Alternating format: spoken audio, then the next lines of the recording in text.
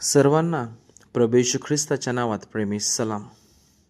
आज आपण स्तोत्र 52 याकडे लक्ष लावणार आहोत. आणि स्तोत्र 52 हे समजण्यासाठी आपण पहिले शमूएल 21 आणि 22 या अध्यायाकडे देखील आपण बघू शकतो. स्तोत्र 52 हे एका पर्टिक्युलर विषयाकडे आम्हाला घेऊन जाते, ते म्हणजे विश्वासघात आणि देवाचे अढळ प्रेम. ह्या दोन गोष्टी जेव्हा तुम्ही मी बघतो त्यावेळेस दाविदाबरोबर घात झालेला आहे किंवा दाविदाबद्दल एक षडयंत्र रचण्यात आलेलं आहे. आणि म्हणून दावीद विश्वासाने ह्या ठिकाणी स्तोत्र लिहित आहेत, कारण त्याला माहीत आहे की देवाच्या अढळ प्रेमामध्ये माझी सुरक्षता आहे. म्हणून दावीद राजा ज्यावेळेस स्तोत्र लिहितो त्यावेळेस विश्वासघात आणि विशेष म्हणजे विजयाची घोषणा तो जाहीर करतो. देवाचे अढळ प्रेम हे एक उंच स्तरावर आहेत, हे स्तोत्र तुमच्या आणि माझ्यासमोर प्रगट करते. बघा, देवाच्या अढळ प्रेमासमोर प्रत्येक कट आणि धोके हे मागे टाकल्या जातील, कारण देव आम्हाला स्थिर करणार आहेत. आणि तुम्ही बघू शकतो की भरपूरशी जण आहेत ते आपल्या जिभेचा उपयोग करून इतरांचा नाश कराव्यास पाहत आहेत. हे तुम्ही आणि मी या स्तोत्रातून पाहू शकतो. पण देव त्यांना उपटून टाकतो, हे आम्हाला स्तोत्र शिकवते. या ठिकाणी तुलना केलेली आहेत. नीतिमान लोकांचं जे भवितव्य आहेत ते अतिशय सुंदर आणि मजबूत आहेत, कारण ते देवाच्या अढळ प्रेमावर विश्वास ठेवतात आणि म्हणून ते हिरव्यागार जैतुनाच्या झाडासारखे आहेत. बघा, देवाची प्रतिमा या ठिकाणी आहेत की देव न्याय करणार आहेत आणि देव न्याय करून तुमच्या आणि माझ्या जीवनामध्ये आनंद घेऊन येणार आहेत.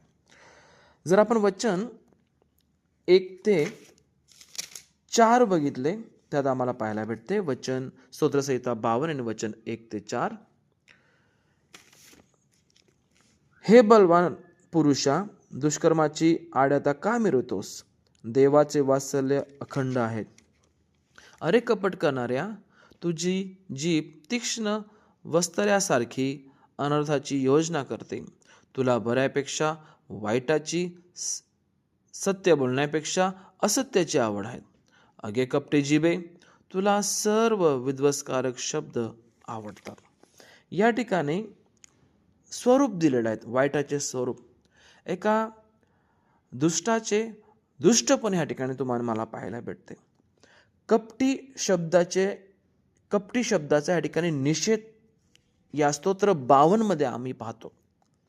आणि जिभेतून बडाईखोर लोक या ठिकाणी आम्हाला पाहायला भेटतात. जे बडाईखोर आहेत ते दुष्टाईने पुढे जातात आणि ते दुष्टाईच निर्माण करतात. ते कधीच चांगले निर्माण करणार नाही किंवा चांगले करणार नाही, कारण त्यांच्या जीवनामध्ये ते एकच योजना आखतात आणि ते म्हणजे विनाशाची योजना, म्हणजे कोणाचा घात कराव्यास ते पाहतात. आणि ते नेहमी कपटानेच काम करतात, ते कधीच चांगल्या मनाने काम करणार नाही. आणि त्यांच्या जीवनामध्ये ते नेहमी वाईटाला प्रिय मानतात. म्हणून दावीद या ठिकाणी दोएल DOEG हा एक इब्रू शब्द आहे, हा एक शाऊलासाठी वापरलेला आहे, कारण चांगल्यापेक्षा वाईटाला तो प्रिय मानत होता. नीतिमानांपेक्षा तो खोटे बोलणाऱ्यांना तो जवळ करत होता किंवा तो स्वतः देखील ते कार्य करत होता. आपल्याला माहीत आहे की दावीद हा शाऊलाचा जावाई झाला होता, त्याची मुलगी त्याला दिलेली होती. पण त्याच्या मनामध्ये भीती की दावीद हा वर्चस्व प्राप्त करत आहेत आणि देव त्याच्यासोबत आहे, आणि म्हणून तो ही अपेक्षा बाळगत होता की दावीद माझ्यासोबत राहील आणि माझ्या हाताखाली राहील. आणि म्हणून त्याने त्याला जवाई केले, दामाद केले, त्याने त्याला मुलगी दिली. पण त्याची मुलगी देखील त्या शाऊलाप्रमाणेच होती. देवाच्या कार्याला पुढे घेऊन जाण्याऐवजी ती ज्यावेळेस दावीद कोशासमोर नाचतो त्यावेळेस तिला देखील एक प्रकारे वेदना होतात की असा काय आहे, जो राजा आहेत पण हा लोकांसमोर असा काय करत आहे. पण ते विसरून गेली, तो लोकांसाठी नव्हे, तो लोकांना खुश करण्यासाठी नव्हे, पण देवाचं गौरव करण्यासाठी त्या ठिकाणी होता. आणि म्हणून त्या ठिकाणी असे भरपूरसे याजकांचे देखील कत्तल करण्यात आले. पण दावीद हा देवाबरोबर विश्वासू, म्हणून जरी शाऊलाने कट रचला, जरी त्याचा विश्वासघात करण्याचा प्रयत्न केला, पण देव हा दाविदाबरोबर होता. दुष्ट लोक हा स्वतःच्या फायद्यासाठी इतरांचा देखील ते नाश करतात. दुष्ट लोकांची इच्छा की आमच्या पुढे कोणी जायला नको, आणि दुष्ट लोक हे पुढे जातात. हे का? कारण त्यांचे खोटेपणा हे सोबत असते. त्यांच्या जिभेमध्ये, त्यांच्या शब्दामध्ये एक प्रकारे विष आहे. आपण याकोबाच्या पत्रामध्ये उदाहरण पाहायला भेटते की मॅचेसचे थिंगी जे आहेत ते संपूर्ण शेत जळून खाक करते. तसे जे आपले शब्द आहेत एखाद्या वेळेस इतरांच्या जीवनाचा नाश करू शकते. पण लक्षात ठेवा, ह्या जगामध्ये आम्ही त्यांना लांब करू शकतो, या जगामध्ये आम्ही त्यांच्या जीवनामध्ये कष्ट आणू शकतो, पण देव त्यांचं जीवन अद्भुततेने सावरून त्यांना सार्वकालिक जीवनात घेऊन जातो. आपल्या प्रत्येकाला माहीत आहे श्रीमंत व्यक्तीनं लाजर, त्यांचं जीवन कसं होतं आणि शेवटी काय झालं हे आपल्या प्रत्येकाला माहीत आहे. म्हणून वाईटाची संगत धरू नका, वाईटाचा त्याग करा. आणि जे खोटे बोलणारे आहेत, जे बडाई मारणारे आहेत, इतर ठिकाणी फक्त अंधाराच्या गोष्टी करणारे आहेत, इतर गोष्टी करून एखाद्याला खाली लेखण्याच्या मागे असतील, लक्षात ठेवा हे खोटं ते नेहमी खोटंच राहणार आहेत. पण प्रकाशामध्ये चालणारे लोक हे प्रकाशामध्ये राहून स्वर्गीय राज्य प्राप्त करेल, कारण त्यांना अपेक्षा किंवा आशा त्यांची ह्या जगिक गोष्टींसाठी नव्हे तर सार्वकालिक जीवनासाठी असते. आणि म्हणून दावीद या ठिकाणी सांगत आहे, माझा जरी विश्वासघात करण्याचा प्रयत्न केला, जे दुष्ट जीव आहेत ते माझा घात कराव्यास पाहत आहेत, पण माझा देव हा सामर्थ्यशाली आहे. आणि म्हणून वचन 4 आपल्याला स्पष्ट सांगते, अरे कपटी जिभे, काय सांगत आहेत? अगे कपटी जिभे, तुला सर्व विध्वंसकारक शब्द आवडतात. त्यांना या गोष्टी आवडतात, विध्वंसकारक गोष्टी आवडतात. म्हणून सावधगिरी बाळगत तुम्ही मी आपल्या विश्वासामध्ये मजबूत करत तुम्हाला मला पुढे जायचं आहे. आणि म्हणून दावीद या ठिकाणी वाईटाचे स्वरूप तुमच्या आणि माझ्यासमोर प्रकट केलेलं आहे. वचन 5 ते 7 मध्ये आम्ही पाहतो, परंतु देव तुझा नाश करेल, तो तुला धरून डेऱ्यातून खेचून काढील व जिवंतांच्या भूमीतून मुळासकट उपटून टाकेल. नीतिमान हे पाहून भीतील व त्यांना हसून म्हणतील, पहा हाच तो पुरुष, याने देवाला आपले आश्रयस्थान केले नाही, तर याने आपल्या विपुल धनावर भरोसा ठेवला आणि हा दुष्कर्माने माजला असं म्हटलेलं आहे वचन 5 ते 7 मध्ये. देवाचा न्याय या ठिकाणी तुम्ही मी पाहतो. देवाने 5 ते 7 वचनामध्ये या ठिकाणी जे स्वरूप तुम्ही मी पाहिले, वाईटाचे स्वरूप, जे लोक इतरांना खाली पाडण्यासाठी किंवा स्वतःच्या फायद्यासाठी इतरांचा नाश कराव्यास पाहत आहे, देव त्यांचा न्याय कसा करतो या ठिकाणी तुम्ही मी पाहतो. देवाचा न्याय अटल आहे. म्हणून स्तोत्रामध्ये असं म्हणलेलं आहे, स्तोत्रकर्ता या ठिकाणी देवाच्या न्यायाकडे तुमचं आणि माझं लक्ष केंद्रित करत आहे. दुष्टांना शिक्षा झाल्याशिवाय देव त्यांना सोडणार नाही, त्यांचा कठोर रीतीने देव न्याय करणार आहे. म्हणून या ठिकाणी प्रतिमा तुमच्या आणि माझ्यासमोर प्रकट केलं, ती म्हणजे काय? तो तुला कायमचे तोडून टाकेल, तुला हिसकावून घेईल, तुला तुझ्या तंबूतून फाडून टाकील, जिवंताच्या भूमीतून तुला उपटून टाकील. बघा, जे आज या जगामध्ये अभिमान बाळगत आहे ना, हे निरर्थक आहेत. कारण देव ह्या ठिकाणी त्यांचा न्याय करा. म्हणून शेवटच्या वचनामध्ये काय म्हटलं? शेवटच्या वाक्यामध्ये, हा दुष्कर्माने माजला.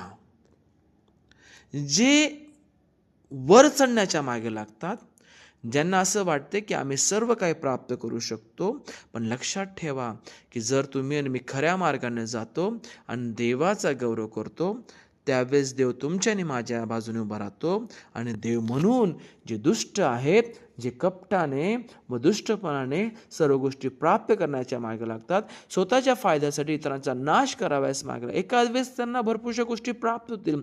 लक्षात ठेवा की जगिक गोष्टी जरी प्राप्त झाल्या, पण देव शेवटी न्याय करणार आहे. देव सांगतो की मी त्यांना तोडून टाकील, त्यांच्याकडून मी हिसकावून घेईल, तुला तुझ्या तंबूतून फाडून टाकील, जिवंतांच्या भूमीतून तुला उपटून टाकेल. एखादं झाड उपटलं तर ते जास्त दिवस टिकत नाही, ते करपून जाते, मरून जाते. त्याचप्रमाणे जर देवाने तुम्हाला मला उपटून काढले तर लक्षात ठेवा, तुमचा आणि माझा थारा कुठेच राहणार नाही. म्हणून ह्या ठिकाणी या 5 ते 7 वचनामध्ये तुम्हाला मला आठवण करून देत आहे, जर तुम्ही आणि मी वचन 1 ते 4 प्रमाणे जीवन जगत असाल तर देव तुम्हाला मला या न्यायाबद्दल, जो देवाचा न्याय आहेत, हे तुम्हाला मला सांगून आठवण करून देत आहे किंवा ताकीद देत आहेत की पश्चाताप करा आणि देवाजवळ या. वचन 8 आणि 9 मध्ये असं म्हटलेलं आहे, मी तर देवाच्या घरी हिरव्यागार जैतून झाडासारखा आहे, देवाच्या दयेवर सदा सर्व काळ माझा भरोसा आहे. हे तू घडून आणले आहेस, म्हणून मी सर्व काळ तुझे उपकार स्मरण करील, तुझ्या भक्तासमोर तुझ्या नावाची घोषणा करील, कारण ते उत्तम आहेत. नीतिमानांची भरभराट ह्या ठिकाणी तुम्हाला मला पाहायला भेटते. ह्या ठिकाणी तुलना केलेली आहे, उपटून टाकलेल्या दुष्टाची तुलना या ठिकाणी नीतिमान लोकांशी केलेली आहे. बघा, देवाच्या घरात म्हणजे हिरव्यागार जैतुनाच्या झाडासारखा तो आहे, तो नेहमी फुलणारा आणि नेहमी टवटवीत दिसणार आहे. जसं जे झाड पाण्याच्या प्रवाहाजवळ आलेलं ते कधी कोंबसत नाही, पण ते आपल्या हंगामी फळ देते. त्या झाडाप्रमाणे आहे जो नेहमी टवटवीत असतो, जो कधी कोंबसत नाही. जो देवावर प्रेम करून विश्वास ठेवतो तो नीतिमान व्यक्ती एका भरभराटीकडे धाव घेतो. तो सर्व काळ टिकणार आहे, कारण त्याचा विश्वास त्या देवाच्या अढळ प्रेमावर आहे. नीतिमान लोक देवाला पाहतील व ते त्यांचं भय धरल, कारण त्यांचा विश्वास त्या परमेश्वरावर आहे. म्हणून लक्षात ठेवा की आज या स्तोत्राच्या माध्यमातून तुमचं आणि माझं जीवन कुठे आहे? विश्वासघात करण्यामध्ये पुढे आहेत का देवाच्या अढळ प्रेमावर विश्वास ठेवून पुढे जात आहे? या ठिकाणी वाईटाचे स्वरूप तुम्ही मी बघितले, दुष्टांचे दुष्टपण तुम्ही मी पाहिले वचन 1 ते 4 मध्ये, पण देव त्यांचा 5 ते 7 वचनामध्ये न्याय कसा करल हे देखील तुम्ही मी पाहिलेलं आहे. जर तुम्ही मी ह्या 2 गोष्टी बघून देवावर विश्वास ठेवतो, एका दुष्ट व्यक्तीची योजना, दुष्टपणा जो विश्वासघात कराव्यास पाहत आहे, 1 ते 4 वचनामध्ये त्यांच्याबद्दल आपण बघितलं, आणि वचन 5 ते 7 मध्ये देवाचा न्याय जर तुम्ही मी बघत आहोत तर तुम्हाला वेळ आहे नीतिमान लोकांप्रमाणे भरभराटी प्राप्त करत देवावर विश्वास ठेवणे आणि आनंद करणे. म्हणून या ठिकाणी स्तोत्रकर्ता आनंद करत आहेत. काय सांगतो शेवटच्या वचनामध्ये दावीद, मी तर देवाच्या घरी हिरव्यागार जैतून झाडासारखा आहेत, देवाच्या देवावर सदा सर्व काळ माझा भरोसा आहे. हे तू घडून आणले आहेस, म्हणून मी सर्व काळ तुझे उपकार स्मरण करील, तुझ्या भक्तासमोर तुझ्या नावाची घोषणा करील, कारण ते उत्तम आहेत. एक आशा, ही आनंदाची आशा आहेत, आणि त्याबद्दल आपण स्तुती करणं गरजेचं आहे. म्हणून आज तुम्ही मी निवड करायची आहेत की विश्वासघाती बनायचं आहेत, दुष्टाची आवड धरायची आहेत, आपल्या मुखातून आपल्या जिभेतून खोटी वार्ता गाजवत, इतर लोकांचा घात करत, कपटाने इतरांचा घात करत, स्वतःच्या लाभासाठी इतरांचा नाश करण्यासाठी तुम्ही मी तयार आहोत का? देवाचा न्याय ओळखून त्या नीतिमान लोकांप्रमाणे भरभराटीकडे धाव घेणारे लोक बनू, एक विश्वासणारे बनू. काय तुम्ही मी बनणार आहोत?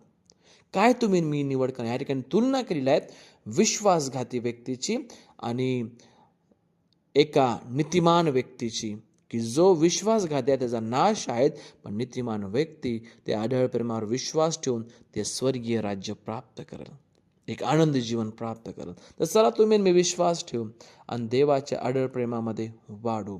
देवबाप करो या स्तोत्राद्वारे तुमचं आणि माझं जीवन आशीर्वादित करो. May God bless you all. Thank you.